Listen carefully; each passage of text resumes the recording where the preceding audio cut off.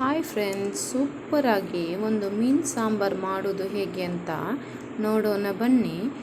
Already ಮೀನು ತೊಗೊಂಡಲ್ಲಿ ನಾವು cut ಮಾಡಿಕೊಂಡು ಮೀನನ್ನು ತಂದಿದ್ದೇವೆ.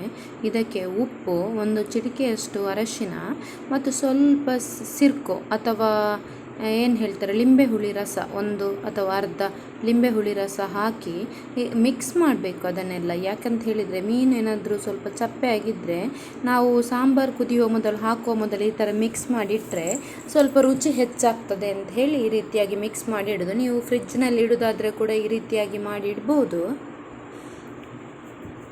ನೋಡಿ, ಈ ರೀತಿಯಾಗಿ ಮಿಕ್ಸ್ ಮಾಡಿದರೆ ಆಯಿತು. ಮಸಾಲ ಪದಾರ್ಥಗಳನ್ನು ನಾವು ಡ್ರೈಯಾಗಿ ಇಲ್ಲಿ ಬಿಸಿ ಮಾಡ್ತಾ ಇದ್ದೇವೆ, ಗೊತ್ತಾಯ್ತಾ? ಇದಕ್ಕೇನು ಎಣ್ಣೆಯನ್ನು ಬಳಸಲಿಲ್ಲ. ಓಕೆ. ನೋಡಿ, ಎಷ್ಟು ಚಿಕ್ಕ ಚಿಕ್ಕದಾಗಿ, ಜಾಸ್ತಿಯಾಗಿ ನಾವು ತಲೆಯನ್ನು ಸಾಂಬಾರಿಗೆ ಬಳಸ್ತೇವೆ. ಈ ಥರ ಹೊಟ್ಟೆ ಭಾಗ ಮತ್ತು ಬಾಲದ ಭಾಗವನ್ನು ನಾವು ಫ್ರೈ ಮಾಡ್ತೇವೆ. ಇಲ್ಲಿ ನಾವು ಸ್ವಲ್ಪ ಫ್ರೈಗೆ ಇಟ್ಟಿದ್ದೇವೆ ಮತ್ತು ಸ್ವಲ್ಪ ಸಾಂಬಾರು ಮಾಡುವಂತ ಯೂಸ್ ಮಾಡ್ತಿದ್ದೇವೆ. ನೋಡಿ, ಒಂದು 10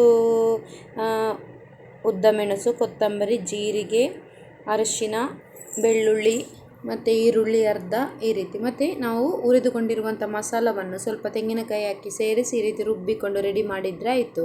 ನೋಡಿ, ಮಸಾಲ ರೆಡಿಯಾಗಿದೆ. ರೆಡಿಯಾಗಿರುವಂಥ ಮಸಾಲಕ್ಕೆ ನಿಮಗೆ ಎಷ್ಟು ಬೇಕಷ್ಟು ನೀರನ್ನು ಸೇರಿಸ್ಕೊಳ್ಬೇಕು. ತುಂಬ ನೀರು ಸಾಂಬಾರು ಮಾಡಿದರೆ ಒಳ್ಳೆಯದಾಗೋದಿಲ್ಲ. ಮೀಡಿಯಮ್ ಆಗಿ ಗಸಿ ಮಾಡಿದರೆ ತುಂಬಾ ಚೆನ್ನಾಗಿರ್ತದೆ. ನೀರು ದೋಸೆ ಆ ರೀತಿ ಎಲ್ಲ ತಿನ್ನಲಿಕ್ಕೆ, ಬೆಳಗಿನ ತಿಂಡಿಗೆ ಸಹ ತುಂಬಾ ಚೆನ್ನಾಗಿರುತ್ತೆ. ರುಚಿಗೆ ತಕ್ಕಷ್ಟು ಉಪ್ಪನ್ನು ಸೇರಿಸಿ ಅದನ್ನು ಕುದಿಲಿಕ್ಕೆ ಇಡಬೇಕು.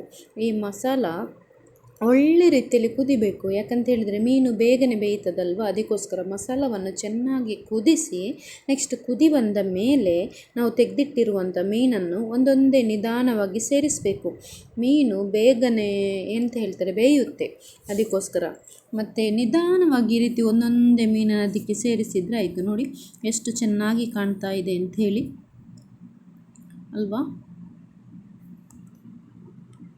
ಒಂದರ ಮೇಲೊಂದು ಹಾಕದಿದ್ದರೆ ಒಳ್ಳೆಯದು. ಯಾಕಂತೇಳಿದರೆ ಮೀನಿಗೆ ಸಪ್ರೇಟ್ ಜಾಗ ಮಾಡಿ ಆ ಥರ ಒಂದರ ಮೇಲೆ ಒಂದು ಹಾಕದಾಗಿ ನಿಧಾನವಾಗಿ ಹಾಕಬೇಕು. ಯಾಕೆಂದರೆ ಪುಡಿ ಆಗುತ್ತೆ, ಅದಕ್ಕೋಸ್ಕರ. ನೆಕ್ಸ್ಟ್ ಚಮಚದಲ್ಲಿ ಈ ರೀತಿ ನೋಡಿ, ಮಸಾಲದಲ್ಲಿ ಒಳಗಡೆ ಇದು ಹೋಗುವಾಗ ಈ ರೀತಿ ಚಮಚದಲ್ಲಿ ನಿಧಾನವಾಗಿ ಮಗುಚಿದರೆ ಆಯಿತು. ನೋಡಿ, ಮೀನು ಸಾರು ರೆಡಿಯಾಗಿದೆ. ಇಲ್ಲಿ ನಾನು ಕುಚ್ಚಲಕ್ಕಿ ಅನ್ನದ ಜೊತೆಗೆ ಸವಿತಿದ್ದೇನೆ. ಇಲ್ಲಿ ಅಜ್ಜಿಯ ಕೈ ತುತ್ತು ಮೊಮ್ಮಗಳಿಗೆ ಸಿಗ್ತಾ ಇದೆ. ಇಷ್ಟೇ ಫ್ರೆಂಡ್ಸ್, ಎಷ್ಟು ಸುಲಭ ಅಲ್ವಾ ಮೀನು sambar. Thank you for watching. Subscribe please. Bye bye. Take care. ನೀವು ಮನೆಯಲ್ಲಿ ಈ ರೀತಿಯಾಗಿ ಒಂದು ಅದ್ಭುತವಾದ ಮೀನಿನ ಸಾಂಬಾರು ಮಾಡಿ ತಿನ್ನಿ. ಬಾಯ್ ಬಾಯ್.